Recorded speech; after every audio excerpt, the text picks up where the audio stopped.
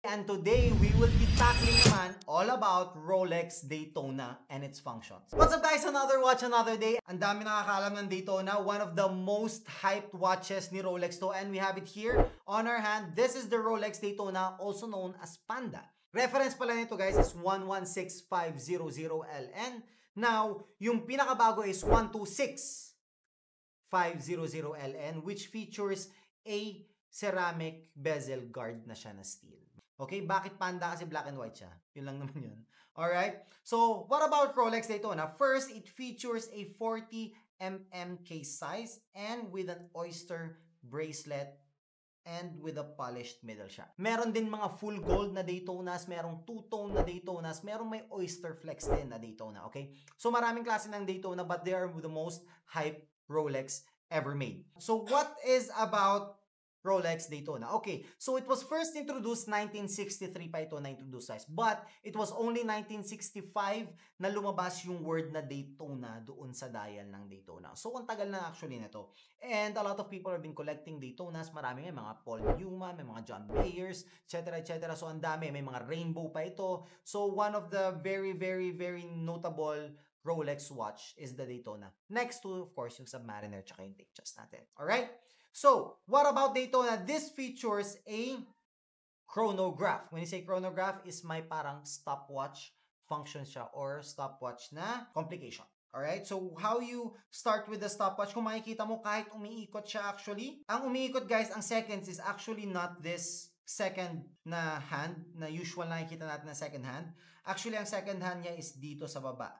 This dial right here, the sub-dial, ito ang seconds niya. So what is this for? This is to note yung seconds, alright? Per second. So what we have to do is unscrew lang itong mga buttons ko, chronograph button niya, which is itong start and stop. And this is the button for reset, okay? So unscrew lang natin. Pag nakaganyan guys, napipindot na siya. So we have to click.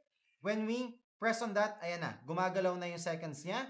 And then when you want to stop, and then you can click here to reset it. So, ganun lang siya. So, here naman, dito naman yung dial niya dito, this features the minute. So, pag umikot na siya ng 1 minute, automatic magja-jump na siya, magiging 1 minute na dito. So, pwede kang actually magparang stopwatch dito, timer for 30 minutes or even more. Why? Because yung other hand naman niya dito is the hours na sub-dial for the stopwatch or the chronograph complication niya. Ito lang naman, isang function lang talaga is chronograph. Wala siyang date, wala siyang month, wala rin siyang... Ayun lang naman. Meron pa ba? Yun lang. This is also not a Submariner, so this is not certified to go up to 100 meters below sea level. So kung makikita nyo naman, ito namang bezel niya, it features a ceramic. So this ceramic actually guys, started only end of 2016 up to present, okay? Before, it was a steel. Steel lang yung bezel ng Daytonas natin, okay? So now, it's ceramic na siya. There is where also actually nag-start yung Panda at saka yung Congo. Konting kaalaman lang, ang Rolex kasi endorses and also promotes 3 sports.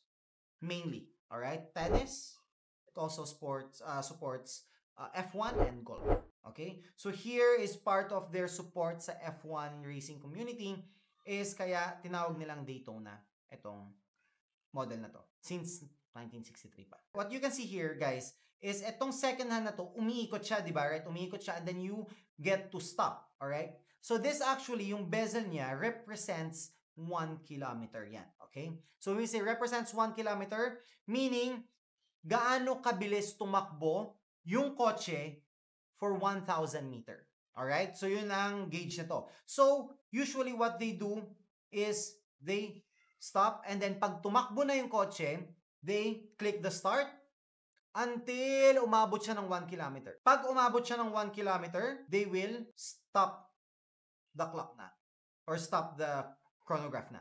When they stop the chronograph, kung saan man nakatutok yung second hand, yun yung speed ng kotse. Alright? Throughout the journey from 1. So, pag sinabi natin na stop na natin, so, within 10 seconds, 1 kilometer, meaning, nakatakbo ng 400 kilometers per hour yung kotse, which is sobrang bilis. Alright? So, ang pinakamabagal na, pag 60 kilometers per hour, means it took 60 seconds for it to reach from point A to point B na ang distance is 1 kilometer. Alright? So, yun lang naman ang ibig sabihin ng tachymeter. Fit check naman natin, guys. So, napakaganda. It has a dual lock system niya. So, fit check natin. Ganda. Actually, top 2 is a Daytona. Very classy siya, sporty siya, and alam mong mahal. Okay? Kasi pinakamahal talaga is ngayon sa lineup ni Rolex are the Daytona. So, price naman nito, okay? So, this is valued, guys. Actually, bakit ko sinabi kanina na super hype na to? Kasi guys, pag binili mo ito, SRP, which I doubt makakuha ka kahit pumila ka, actually 5 to 8 years ata yung pila ngayon ng Daytona sa local natin na Rolex. Now, the 116500 is around 1.5 to 1.7 million pesos based on depend on the condition, of course. Now, the other naman is the 126500 LN, which is roughly around 1.8 million to 2 million pesos na right now sa market natin. Depende, of course, sa condition. So, if I were to choose, would I wear this? Definitely yes. Walang hindi sa Rolex, guys. Parang gusto ko na nga iuwi ito eh.